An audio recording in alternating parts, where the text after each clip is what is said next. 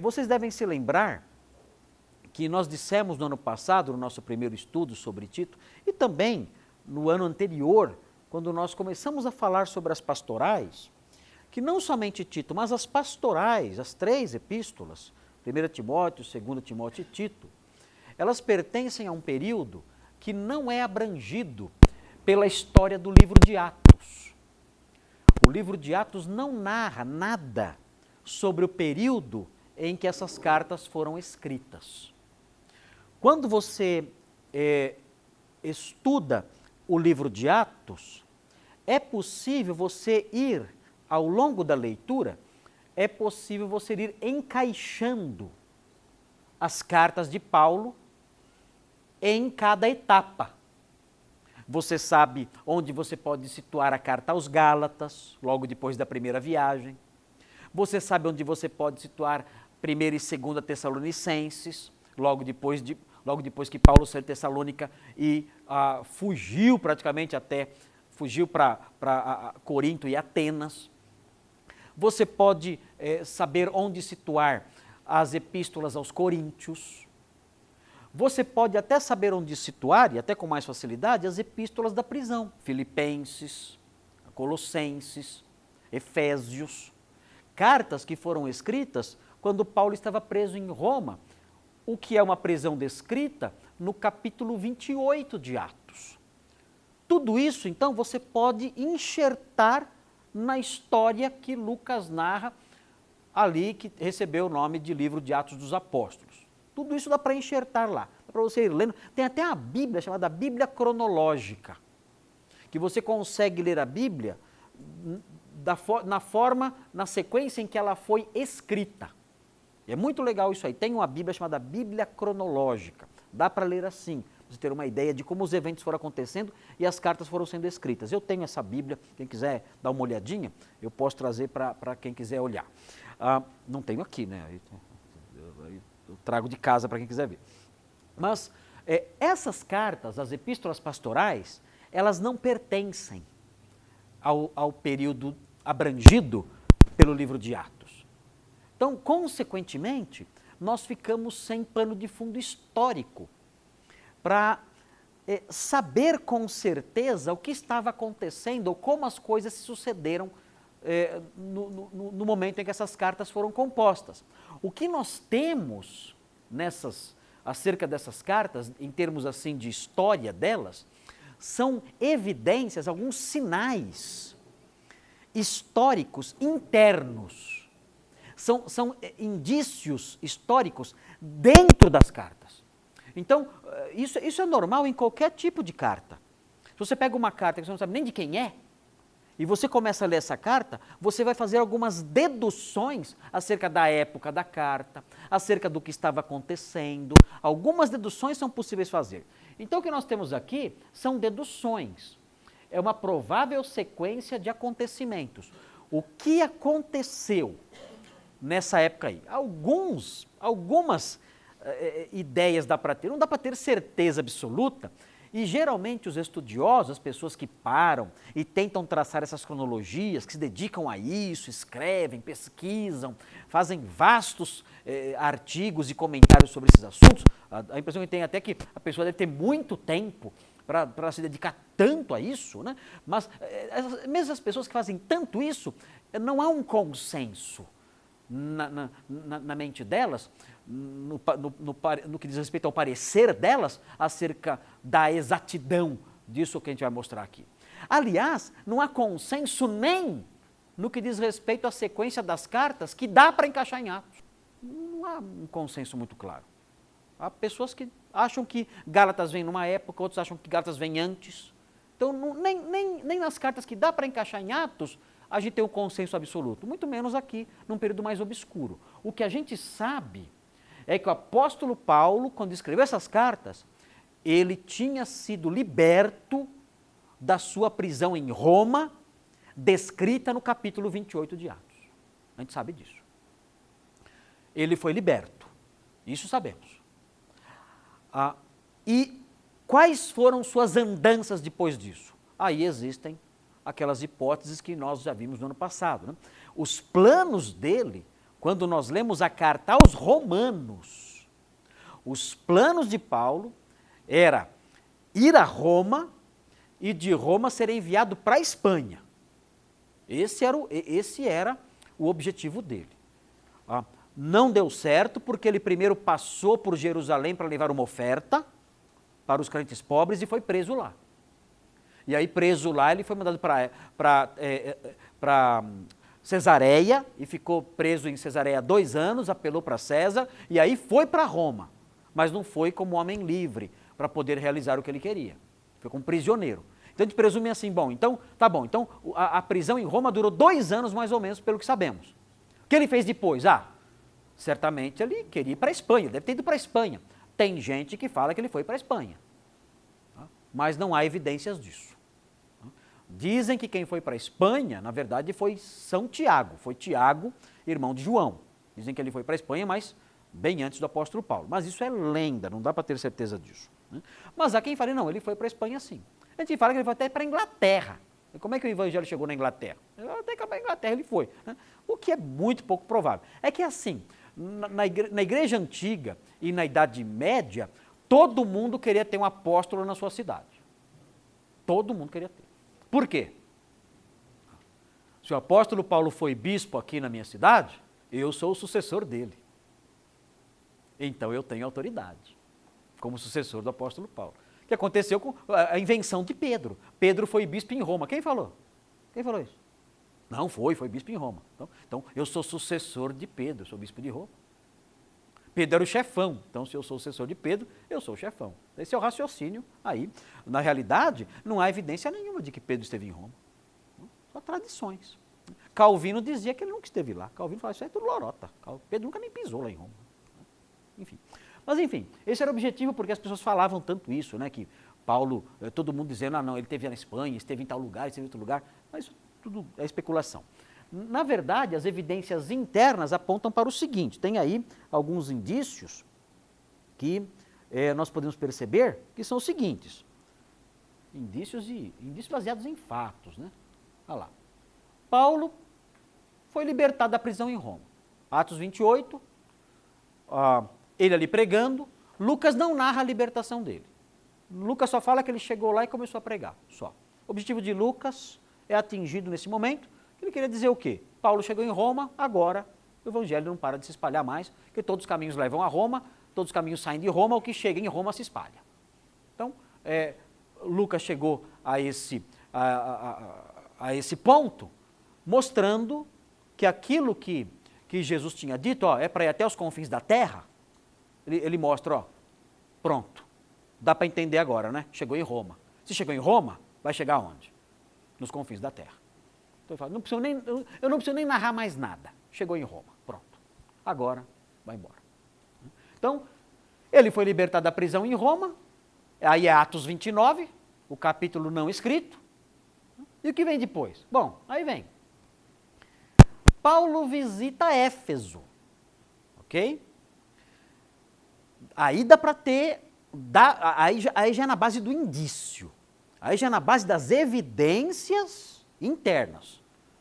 Paulo visita Éfeso, algum tempinho depois, alguns meses depois, sei lá, onde deixa Timóteo. E vai para Macedônia, onde escreve 1 Timóteo. Onde é que nós temos a evidência disso aí? Aí no texto, aí está aí, 1 Timóteo 1,3. Onde é Éfeso? Quem sabe onde é Éfeso? Onde é que está a luzinha aqui? Tem uma luzinha aqui? Olha Éfeso aqui, ó. Luzinha aqui é Éfeso aqui. Tá? Então ele saiu de Roma a Roma aqui. E em algum momento, né, andando, chegou em Éfeso. Ok? E deixou Timóteo aqui em Éfeso e foi para Macedônia. O trajeto era esse aqui, ó. Subia, pegava em Trode, pegava uma embarcação em Trode e atravessava até aqui, na altura de Tessalônica, pegava a famosa estrada, vocês já sabem o nome, né? Como é que chama a estrada? A Via Ignácia, né, que ligava aqui, cortava toda a Macedônia, e aí pronto, chegava aqui nessa região aqui. da Macedônia, que é Macedônia. Okay? Então, olha lá, 1 Timóteo 1,3. Vamos olhar lá o texto. Dá uma olhadinha lá, você recordando aí o que aconteceu. 1 Timóteo 1,3. Veja como a coisa é feita na base, a reconstrução é feita na base de resquícios, né? São resquícios espalhados. É um trabalhinho fazer isso, né? E você nem tem muita certeza. Onde ele passou antes? Né? Não tem tanta certeza. Dá para seguir mais ou menos os passos. É um trabalho detetive. Né? É uma pesquisa de um detetive, tentando reconstruir os passos do apóstolo Paulo depois de preso. Né? Se tivesse tornozeleira eletrônica, né, a gente saberia fácil onde ele estava, né? Mas na época não tinha. Então tem que seguir aí os passos desse jeito. 1 Timóteo 1,3, olha só. Quando eu estava de viagem rumo da Macedônia, então a gente sabe de uma coisa. Paulo, depois de solto, foi para Macedônia. Olha lá, eu apontei ali, ó, foi para cá. Quando eu estava de viagem rumo à Macedônia, o que ele fez? Te roguei permanecesses ainda em? Então antes de ir para Macedônia, ele passou aonde? Em Éfeso, né? E deixou quem lá? Deixou Timóteo lá. Então já tenho aqui uma pista legal. Depois de solto, o apóstolo Paulo em algum momento viajou para Macedônia, mas passou por Éfeso. Vindo da onde? Será que ele veio direto de Roma, ficou um tempo em Roma, depois foi para Éfeso? Éfeso era um lugar que Paulo gostava muito, ele ficou 2 anos lá em Éfeso trabalhando. Então era um quartel-general dele, era natural que ele fosse para lá. Em algum momento ele fosse para lá. Era a base de apoio para ele, Éfeso. Então ele vai, em algum momento vai para cá e fala para Timóteo, fica aí. Por quê? Estou indo para Macedônia. E veio para cá. Seguiu esse trajeto que eu falei e veio para Macedônia. Então, temos aí uma ideia, mais ou menos, disso aí. E o indício de que lá da Macedônia ele fez o quê? Escreveu 1 Timóteo. Tá? Até por causa aí, o indício está no próprio versículo, né? Deve ter chegado na Macedônia e de lá escreveu. Muito bem, veja a sequência aí. É tudo um pouquinho desconexo aqui, porque você não tem todas as informações, você não tem todos os dados. Você está tentando reconstruir. Olha lá, Paulo visita Creta. Onde está Creta? Aqui, ó. Creta aqui embaixo. Creta. Mais aqui para cá, né? Ok. Então, aqui, Creta. Ele foi para Creta, de onde ele vem, né? Não sabemos, mas ele deixou Tito em Creta e foi para Nicópolis, aqui, ó. Aqui esse mapinha aqui já começa a entrar nesse esqueminha nosso, ó. Só que aqui ele sai de Roma e vai para Creta, aí já não dá para ter certeza, isso é especulação. Mas aqui, que ele foi para Creta e depois para Nicópolis, dá para ter uma ideia, sim, em Tito 3,12. Vamos olhar lá. Veja aí, Tito 3,12. Olha só o que ele diz aí. Vê se você consegue agir como um detetive para descobrir essas informações. Tito 3,12. Ele fala assim, quando te enviar Ártemas, apressa-te a vir até Nicópolis. Ok? Onde é que Tito estava? Como é que vocês sabem? É que tem uma passagem que eu não citei aqui, que não está aqui. Que não está aqui. É Tito 1,5. Dá uma olhadinha em Tito 1,5.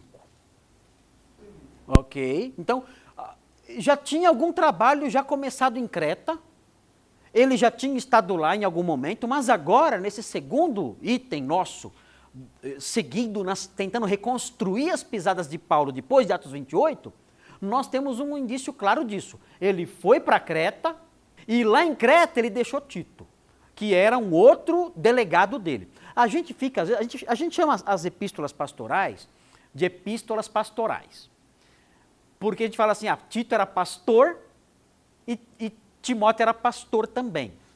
Mas tem muitas pessoas que falam assim, olha, na verdade, Tito e Timóteo não eram bem pastores assim. Tem gente que discorda disso. Eles falam assim, olha, eles eram pessoas que constituíam pastores. É o que a gente vê em 1 Timóteo 3, em Tito 1, né? Eles constituíam pastores e bispos, ou bispos, mas na realidade eles eram delegados apostólicos, um cargo que não existe mais. A não ser na igreja do Valdomiro, aí tem, né? Mas um delegado apostólico. Alguém que o apóstolo Paulo fala assim, olha, eu estou nomeando você para ir lá para mim porque eu não posso ir. Então, ó, eu tenho que ir para tal lugar, fica você aqui cuidando disso. Então, ele era um pastor? Ele era uma espécie de arquipastor, né, que nomeava outros pastores ali, exigia que as coisas funcionassem direito. Ele era alguém ali, uma espécie de, como eles dizem, um delegado apostólico, alguém com uma autoridade ali para colocar as coisas em ordem e até disciplinar presbíteros também. Então, dizem isso. Né? E aí, colocaram o nome de epístolas pastorais porque há orientações para o ministro aqui, claro. Né? Mas, enfim, vocês viram lá então, é Tito. Colocou lá. Ok, Tito 1,5. Então ele deixou em Creta. Aí olha o que ele fala em Tito 3,12. Tito 3,12 ele diz o quê? Veja aí. Eu vou ler aqui. Quando te enviar Ártemas, então, quando eu te enviar Ártemas ou Tíquico, enviar para onde? Para Creta. Quando eu te enviar Ártemas ou Tíquico, apressa-te a vir até Nicópolis. Onde é que ele estava? Estava em Nicópolis. Bom, talvez, né? Não é certeza. Porque olha o que ele diz a seguir. Ao meu encontro. E aí ele diz, estou resolvido a passar o inverno ali. E agora? E agora? Estou resolvido a passar o inverno ali. Aí você fica, peraí, então ele não estava em Nicópolis. Onde é que ele estava então? Agora, vai ter gente, comentarista, esse pessoal doido aí que vive, né, se matando disso daí, vai ter gente que falar assim, olha, não, ele não estava em Nicópolis. Há quem diga o seguinte, olha, talvez ele tenha escrito, na verdade, né, talvez estivesse na Macedônia ainda, e planejava ir para Nicópolis no inverno. Exatamente, pode ser isso. Agora, há quem diga assim, não, ele estava em Nicópolis sim. Porque a palavra ali, que é a palavra ekei, no grego, o significado dominante dela é ali. Mas ela pode também significar, de vez em muito pouco, é possível, ela significa também aqui. Nossa, mas e aí? E aí? Você não sabe se é aqui ou ali, né? Mas o dominante é ali. O dominante é ali. Se você falar assim, não, ekei é o significado dominante, que essa Bíblia pegou aí. É ali. É ali, então ele não estava lá. Ele iria para lá. Estava talvez na Macedônia. Eu não estava em Nicópolis ainda. Agora, se o significado for aqui, aí sim entra em Nicópolis. Agora, pode significar também onde. Onde. A ekei pode significar onde. Aí seria assim, olha, venha até Nicópolis, onde eu quero passar o inverno. Aí já não fica indefinido, não dá para saber se ele estava ou não. Então é meio incerto. Né? Mas uma coisa é certa, cedo ou tarde ele foi para lá. Não, vai acompanhando aí. Então olha lá, Paulo visita Creta, em algum momento aí depois desse episódio aqui, né, dessa visita a Éfeso aí, visita Creta, deixa Tito e parte para Nicópolis. Ok? Ok. Na sequência aí, próximo. Paulo escreve a carta a Tito, e aí, é o que eu falei agora, de Nicópolis ou da Macedônia, dependendo do significado de ekei. Ok? Tudo bem? Vamos mudar? Olha que mapão legal aí, para conhecer todas as trajetórias aí do apóstolo Paulo. O que vem agora? Qual é o outro indício que nós temos? O apóstolo Paulo, saindo, sabe-se lá de onde, de repente ele está em Troade. Então, seguindo os passos do apóstolo Paulo, de repente ele aparece aonde? Em Troade. Onde é Troade? Cadê Troade? Cadê Troade? Vou achar Troade bem pequenininha aqui, ó. Tá vendo aqui? Éfeso está aqui, ó. Aí subindo, você chega em Troade. Que dizem que é a antiga Troia. 5 quilômetros da antiga Troia. Pertinho das ruínas de Troia. Aí, isso chama Troas, Troade. Do lado de Troia, depois do posto Shell, virando à direita, você chega em Troia. Acho que a última descrição foi tão grande Que- melhor comprar o terreno. Vamos ficar do lado, porque ali é amaldiçoado. Né? Teve escavações, né, recentes, porque até pouco tempo atrás diziam que Troia nunca tinha existido, né? Que nunca tinha existido. Aí acharam lá o sítio arqueológico lá próximo, Os fundamentos das 8 cidades que já existiam. que já existiram lá 8 versões. no local. Ok, então aqui, ó. Troade está aqui, ó. Então Paulo aparece aqui. O que ele estava fazendo lá? Bom, o apóstolo Paulo, ele fala, quando ele escreve aos Coríntios, ele fala que quando ele estava em Troade, quando ele escreve a segunda carta aos Coríntios, ele fala que ele foi para Troade e abriu uma porta de ministério lá. Ele fala. Mas ele não conseguiu ficar. Porque ele estava muito ansioso, porque ele tinha mandado Tito para Corinto e a coisa estava feia lá. Estava feia a coisa lá. Então ele não teve paz no seu espírito. Ele ficou muito ansioso e ele abandonou a igreja de Troade, que tinha acabado de nascer. Uma porta me abriu aqui, mas eu não tive paz no meu espírito. Eu caí fora. E foi embora. E deixou lá. E por isso que você não vê nenhuma carta aos troadenses. Né? Você não vê na Bíblia isso. Não tem. Então pode ser, agora eu vou viajar agora.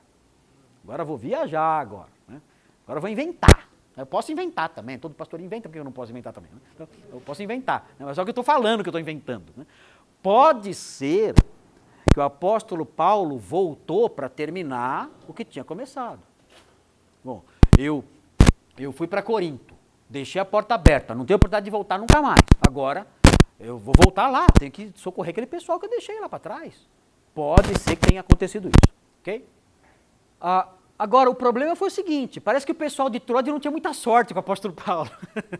Que ele vai para lá, a porta se abre ali, ele não aproveita a porta aberta, ele vai embora, e agora, quando ele aparece de novo lá, tudo indica que ele foi preso lá.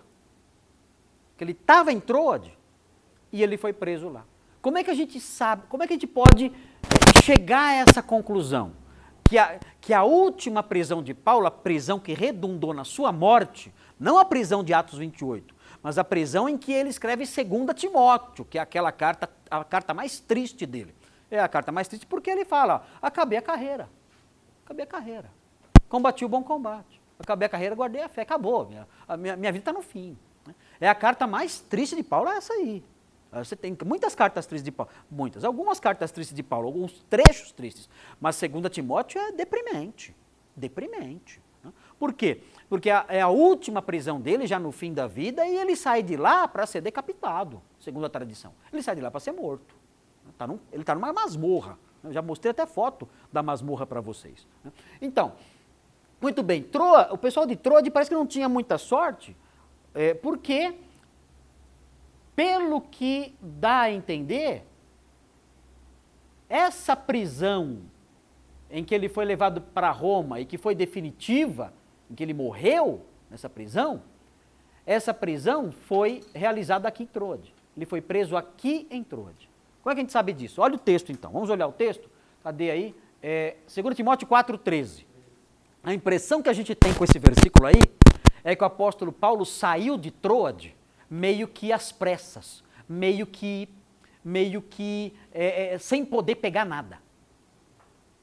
Dá para perceber isso nesse versículo? Vocês conseguem perceber nesse versículo que não houve planejamento para ele sair?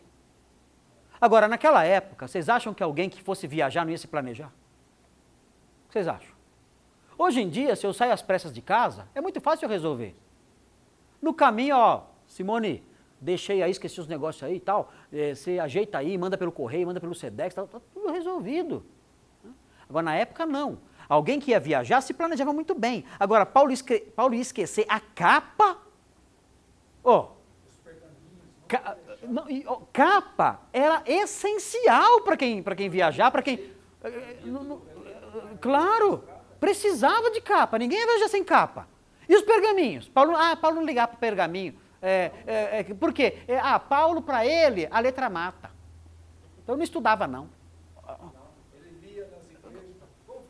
Ele era um estudioso intenso. Agora ele vai esquecer, ele vai viajar sem a capa e sem os pergaminhos. Não tem cabimento isso aí. Então é evidente que ele saiu de Troade sem planejamento, sem nada. Ele foi, é como se ele tivesse sido arrebatado ali de Troade. Agora, ele diz algo também. Dá uma olhadinha no versículo que vem depois. Olha o versículo 14. Por que será que esse versículo está junto com o anterior? Por quê? Porque quando ele fala sobre a capa e os pergaminhos, ele lembra desse cara que fazia ratoeira. Era isso que ele fazia? Ratoeira? O latoeiro? O que é latoeiro?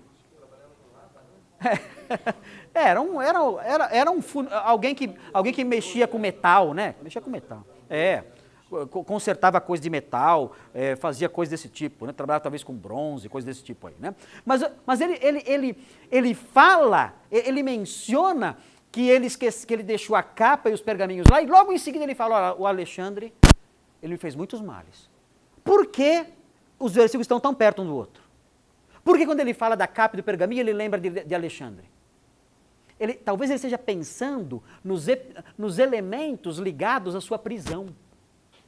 Assim, traz a capa e o pergaminho que eu não pude pegar, e o Senhor vai dar a paga para aquele cara. Foi ele que me denunciou, foi ele que levou os soldados aí, foi ele que foi nas autoridades e me prejudicou, foi ele que testemunhou contra mim, o Senhor vai dar a paga para ele. Então, parece que as coisas estão conectadas entre o versículo 13 e 14. Esse versículo mostra que Paulo estava em Troade e ali ele foi preso. Isso que eu falei, o pessoal de Troade, né, não tinha muita sorte com o apóstolo Paulo, né? Sempre ele tinha que sair às pressas, ou querendo ou forçado. E aí o que acontece então? Aqui embaixo, aqui, Paulo escreve 2 Timóteo no cárcere e em seguida é executado. Aí acaba a história do apóstolo Paulo. Então Atos 28 interrompe a narrativa, mas as pastorais dão sinais do que aconteceu. Alguns sinais. Parece que ele não foi para a Espanha, não há evidência nenhuma disso. Nem para a Inglaterra, nem para a parte ocidental do Império Romano. O sonho dele era, assim como ele atacou a parte oriental do Império Romano, o sonho dele, quando ele escreve aos romanos, é o seguinte, agora eu vou para a parte oriental, agora eu vou para a parte ocidental. Ele fala assim aos romanos, não tem mais nada para eu fazer na parte oriental. Eu já realizei todo o meu trabalho na parte oriental. Agora eu vou para a parte ocidental, quero ir para a Espanha. Mas parece que depois de liberto, ele não conseguiu ir, parece. E continuou trabalhando na parte oriental até que ele foi preso. Talvez até tivesse planos. Vou voltar para a parte oriental, dar uma ajeitadinha, passar até entrou de lá para acabar algumas coisinhas, né, dar uns arremates. Aí depois vou para a parte ocidental. Mas foi preso novamente, só que dessa vez a prisão foi muito severa. Ele viu que ele ia morrer e de fato foi condenado à morte. Morreu. A gente vê em 2 Timóteo os sinais de que era um homem realmente já sem esperança nenhuma de ser libertado. E, por isso, 2 Timóteo é uma carta tão deprimente, né, triste, alguém que não tem mais esperança de fazer mais nada no ministério. Ele fala, eu já estou sendo derramado como libação sobre o sacrifício, já não tenho mais. Eu combati o bom combate, já acabou tudo. No fim. Ok. Tudo bem então, gente? Entenderam essa sequência? Notem que é uma sequência, é uma tentativa, né, de reconstruir. Não dá para ter certeza absoluta, é uma tentativa de reconstruir. Agora, o que é bonito nisso é a gente ver a perseverança dele, né? Viajar tudo isso, se dedicando ali, voltando para aquelas igrejas, estabelecendo os delegados apostólicos, né? Dando ordens, olha, delegados, estabeleçam pastores aqui, pastores ali, olha, cuidado, pega no pé desse povo aí de Creta, pega no pé desse povo de Éfeso aí, olha, vocês têm que mostrar, eles têm que mostrar para o mundo que a sã doutrina faz diferença. A preocupação das pastorais, é muito curioso ver isso, a preocupação das pastorais é ensinar as igrejas, que elas aprendam de fato a mostrar o que a graça de Deus fez. Isso fica muito evidente nas pastorais. Olha, ensina esse povo, ensina as igrejas, ensina aí os pastores a mostrar para o mundo ao redor o que foi que a graça de Deus fez. Essa é a preocupação. Essa, aliás, deveria ser a preocupação maior das igrejas. Não é tanto, tudo bem, tem programações e tantas coisas, né, e tantas coisas legais, né, mas talvez a preocupação central das igrejas deveria ser essa. Como mostrar para o mundo o que a graça de Deus fez. Essa talvez deva ser a principal preocupação da igreja cristã. Muito bem. Depois, bom, aqui outro mapinha, né, que dá para ver alguns lugares que nós mencionamos. Né. Olha aqui, Troade aqui, Éfeso aqui, Creta, olha aqui a Nicópolis, Macedônia aqui. Regiões aí que nós mencionamos. E rapidinho, que vocês já estão cansados já, e hoje a gente termina com essa reapresentação aqui de quem é Tito. Quem é Tito? Quem é? Quem é essa figura? Que informações nós temos desse delegado apostólico ou desse pastor? Primeiro, ele era um gentio, ele não era judeu, um gentio convertido pelo ministério de Paulo. Então, se você olhar os textos bíblicos, Gálatas 2:3, vamos olhar rapidinho lá, Tito era gentio, Tito era grego, né? Não era um judeu, E foi convertido pelo ministério de Paulo. Como é que a gente sabe disso? Tito 1:4, o modo como Paulo trata Tito. É interessante isso, veja lá, Tito 1:4. O que diz aí? A Tito, o que Tito era? Verdadeiro filho na fé. Então, em algum momento do ministério de Paulo, Tito se converteu através. Então, e ele era o filho. Então, é muito legal isso, né? Você vê um convertido seu que se torna um companheiro de ministério. Eu não tive esse privilégio, assim, de alguém que eu preguei e se converteu, se tornar meu companheiro de ministério. Quando o pastor Thomas chegou lá em Atibaia, ele já tinha acabado de se converter. Fazia algumas semanas, né, pastor? Fazia algumas semanas. Então eu peguei ele lá, era um garoto, né, meio atrapalhado das ideias, tal. Então, aí eu peguei ele lá, comecei a ensinar as coisas mais elementares, né, para ele, que eu não sabia nada. Ele estava chegando, era um garoto, né, tinha 16 anos, eu acho, não sei. Mas assim, então eu peguei e ensinei ele as primeiras coisas ali. O pastor Mendes falou assim: olha, tem um pastor de jovens aí, vai lá, Marcos, ó, tem um moleque aí. Fica com você lá, né? Então tá bom, traz aqui o moleque e tal. Então comecei a dar algumas lições para ele naquela época e caminhamos bastante, né? Bastante nessa época aí. E hoje ele é meu companheiro de ministério. Então é um grande privilégio para mim isso. Agora, nunca aconteceu no meu ministério de alguém que eu preguei, se converteu, né, e se tornou meu companheiro de ministério. O apóstolo Paulo teve esse privilégio, pelo menos, né, 2 vezes ou mais até, né, que tem outros homens que ele menciona, Epáfras, por exemplo, Epafrodito, ele menciona, né, são homens que parece que se converteram pelo ministério dele, não sei, dá a entender isso, e eram homens envolvidos no trabalho, e aqui Tito era um deles, né, então deve ser muito legal isso aí, é muito legal essa experiência. Muito bem, então essa é a primeira informação que nós temos aí sobre Tito. Aí vem, olha só aqui, como Tito foi útil, né? Ele foi enviado por Paulo a Corinto para resolver os problemas daquela igreja. Paulo tinha mandado Timóteo primeiro, porque parece que Timóteo era mais... A impressão que dá é que Timóteo era mais queridinho do apóstolo Paulo. Tito não é tão assim, é querido dele, mas parece que Timóteo é mais. Tanto que na última carta, para quem ele escreveu? A Timóteo. Né? Então, você nota que parece que ele tinha um carinho especial por Timóteo. Agora, Timóteo, ainda que Paulo gostasse talvez mais dele, o que é normal, né? Isso é normal acontecer. Né? Timóteo era um homem mais medroso, tímido, pouco ousado. Então, por isso que Paulo fala assim, ó, ninguém despreze a tua mocidade. Por que falava isso para ele? Porque ele era um cara que talvez as pessoas desprezassem, e Paulo está dizendo assim, olha, não admita, não permita que isso aconteça. Se alguém desprezar você porque você é jovem, não deixa Timóteo.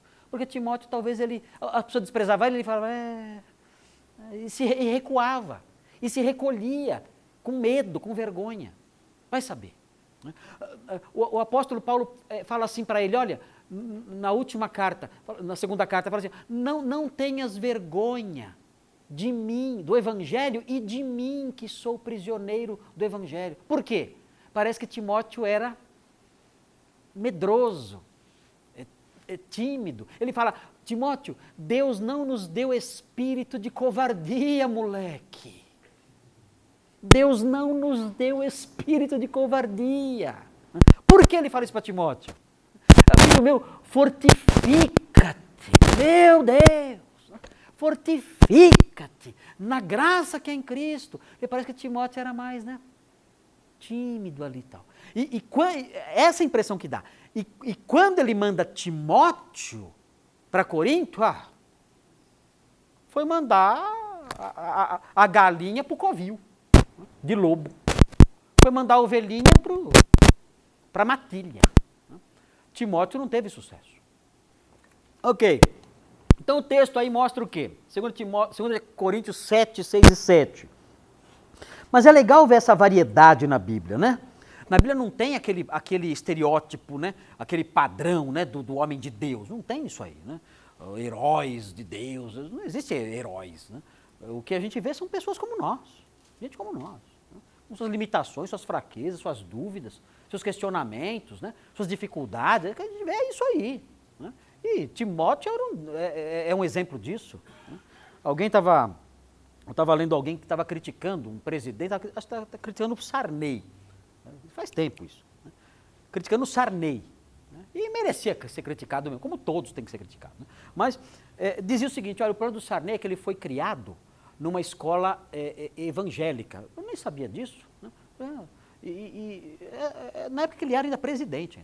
E numa escola evangélica ele aprendeu histórias bíblicas. E esse é o problema. Porque aprendendo histórias bíblicas, a pessoa enche a cabeça de ideias de heróis, de grandes heróis, poderosos. Tal. Eu falei, será que esse jornalista já leu a Bíblia? Heróis? Que heróis tem na Bíblia? Davi? Não, o maior deles morreu crucificado. Davi matou um gigante e depois só aprontou besteira. Não tem. Abraão? Que herói é Abraão? Que até a mulher dele, ele mentiu até sobre a mulher, de medo. De medo, ele mentiu acerca da mulher dele. Se Deus não interferisse lá, a mulher dele seria abusada. Que heróis? Pedro. Que heróis há na Bíblia? Não tem isso. Então foi uma grande besteira esse repórter, aliás, como todo ateu fala. Muito bem, olha o texto aqui, 2 Coríntios 7, 6 e 7. Vamos olhar lá. 2 Coríntios 7, 6 e 7. Paulo, aquele povo que estava com raiva de você, agora é o contrário. Aquele povo agora está preocupado com você. Eles estão super arrependidos pelo que eles fizeram, estão preocupados, estão com saudades de você, estão super abatidos porque não sabem como é que você está passando. Então, isso aí foi uma notícia que o apóstolo Paulo recebeu de Tito, que esteve lá em Corinto e realizou esse ministério de reconciliação e de auxílio àquela igreja que estava vivendo de forma errada. Talvez, aí vai depender de algumas posições interpretativas, talvez Tito tenha participado do Concílio de Jerusalém. Talvez, mas nós não sabemos se foi isso mesmo. Dá uma olhadinha em Gálatas 2, 1 a 3. O que tratou o Concílio de Jerusalém? A inclusão dos gentios na igreja. se eles podiam entrar na igreja sem ser circuncidados. Essa era a questão. Se tinham que guardar a lei mosaica para entrar para a igreja. Veja aí o que diz Gálatas 2:1, fala assim: 14 anos depois, subi outra vez a Jerusalém com Barnabé. Tem gente que fala que essa subida aqui que ele está falando é a ida para o concílio de Jerusalém, narrado em Atos 15. Tem gente que fala que é isso. Agora olha a sequência. Levando também a Tito. Se ele está falando da ida dele para o concílio de Jerusalém, então Tito foi junto. Tá? Só que olha o que ele diz na sequência. Aí que vem uma dúvida. Subi em obediência a uma revelação. E lhes expus o evangelho que prego entre os gentios, mas em particular os que pareciam de maior influência, blá, blá, blá, blá, blá. Então, aqui fica meio na dúvida. Será que ele está falando da visita a Jerusalém na época do concílio? Porque ele fala que foi por causa de uma revelação. E não há indício nenhum de que Paulo foi para o concílio de Jerusalém por causa de uma revelação. É possível que essa visita aqui, mencionada em Gálatas 2:1, seja uma visita mencionada em Atos 11, e não em Atos 15, que é decorrente de uma revelação. Foi dito que haveria uma grande fome na Judéia. E aí então Paulo vai até lá com Barnabé e outros irmãos, não fala de Tito, para prestar um socorro. Então aí não dá para saber se aqui em Gálatas 2, Paulo está falando sobre a visita de Atos 11 ou sobre a visita de Atos 15. Se for a visita de Atos 15, então Tito esteve no concílio. Se for a visita de Atos 11, então Tito esteve mais antes, numa outra ocasião. Olha lá, Atos 15:2 menciona isso, né? Fala, mas não dá para ter certeza disso. E voltou a Corinto, acompanhado de 2 irmãos, levando a segunda epístola de Paulo àquela igreja, e com a incumbência de coordenar o levantamento de uma oferta para os crentes pobres de Jerusalém. Então note que ele ganhou moral, né? Ele ganhou moral. Eu não vou mais mandar Timóteo, eu vou mandar Tito, porque Tito, parece que tem o respeito das pessoas lá, né? Então parece que Tito era um pastor de mais firmeza, né? Parece que era um homem mais a gente pode dizer talvez mais bem sucedido, no seu trabalho. Isso aí é que assim, na Bíblia, o bom pastor não é o pastor bem sucedido. Na Bíblia, o bom pastor é o pastor fiel. É diferente o modo de medir o bom pastor na Bíblia. Nós que nessa sociedade nossa tão voltada para as aparências, que a gente mede o sucesso de um pastor pelo número de bancos cheios que tem na igreja dele. Né? Então, ele tem um monte de gente na igreja, ele está cheia, o que mais? As entradas financeiras são muitas, ele está comprando propriedades, fazendo grandes coisas. Esse é um pastor, esse é um bom pastor. Com esse pastor a igreja vai.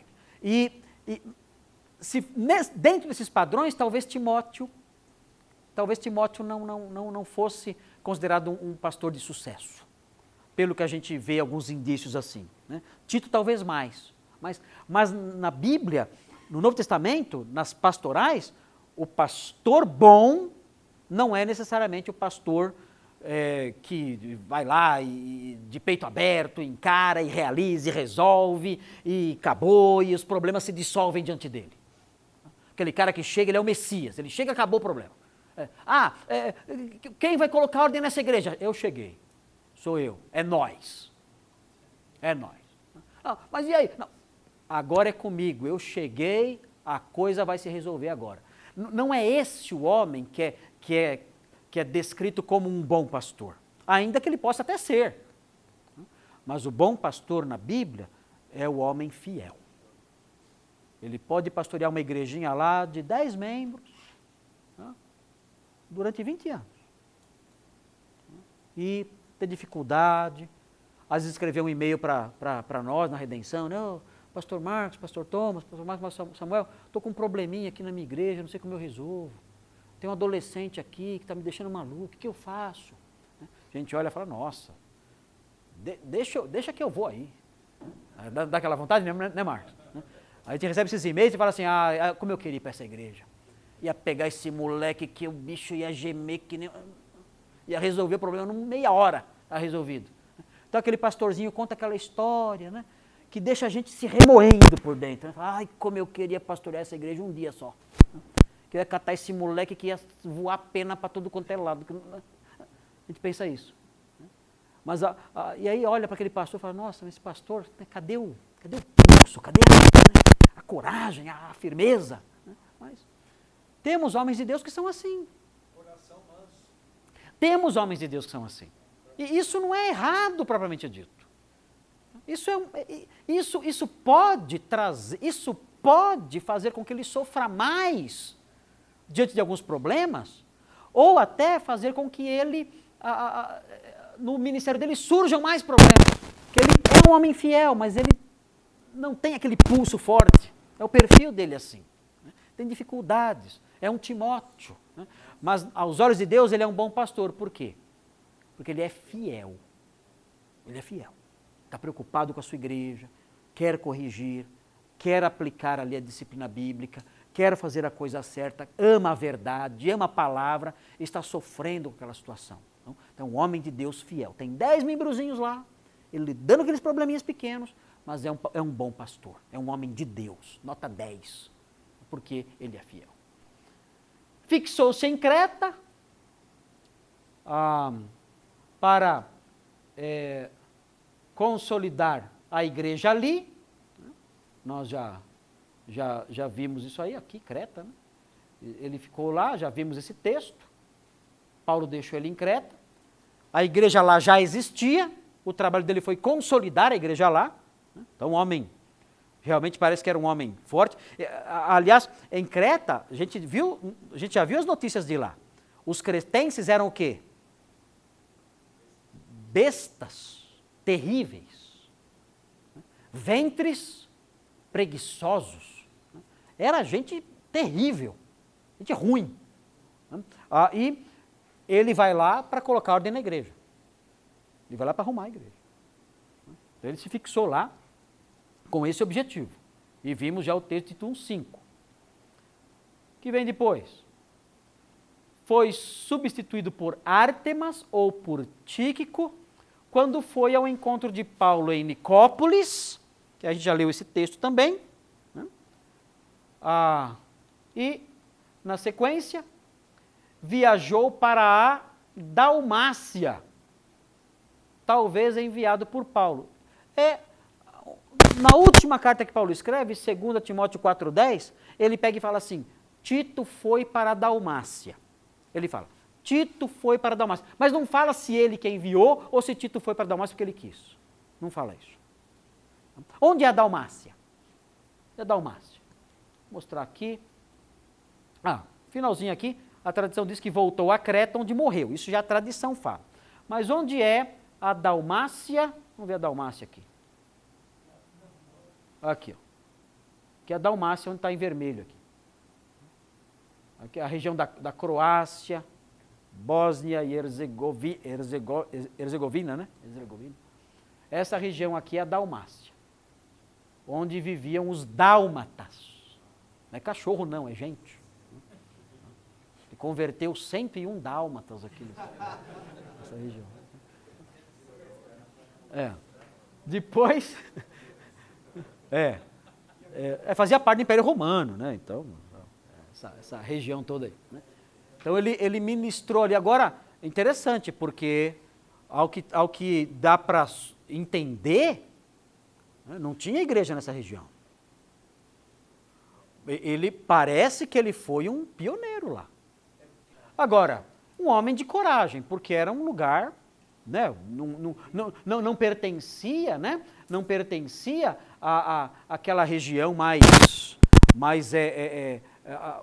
civilizada, por assim dizer, do Império Romano, né? Um lugar mais né, dominado pelo império, mas não era uma Éfeso.